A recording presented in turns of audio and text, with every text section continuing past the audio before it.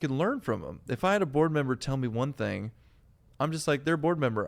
I went from poor Marine boot like to bouncer at a bar to art student to executive director. What do I know? Yeah. I didn't know. And so what if I had a board member tell me something? I just had to take them at their word. But now I'm in this class of founders, board members, and nonprofits where I'm like, hey, my treasurer said I need to do this, which I think is holding me back.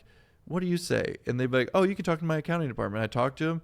Then I'd go to the board member and be like, hey, this isn't how it's done in the vendor space, like even in the nonprofit space. So it kind of gave me leverage a little bit to be like, oh, I'm learning from them and leveraging us. And from that moment on, we scaled rapidly. I was able to bring on a team and start doing stuff the right way.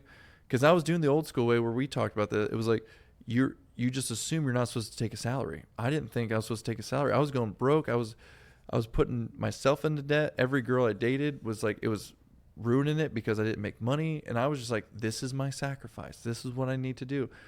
Then when I talked to these funders didn't want to give money to volunteers.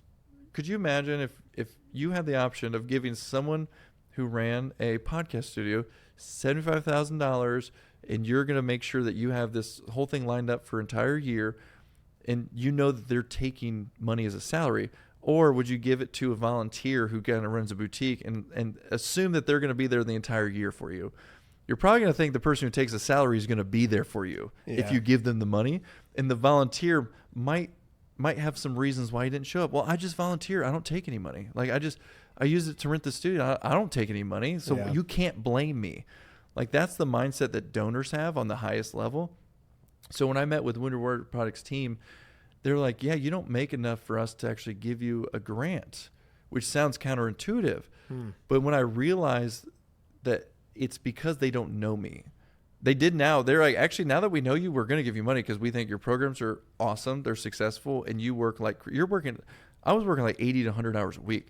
But on paper, I wasn't. On paper, you see it and you're like, I'm not giving my money to this volunteer.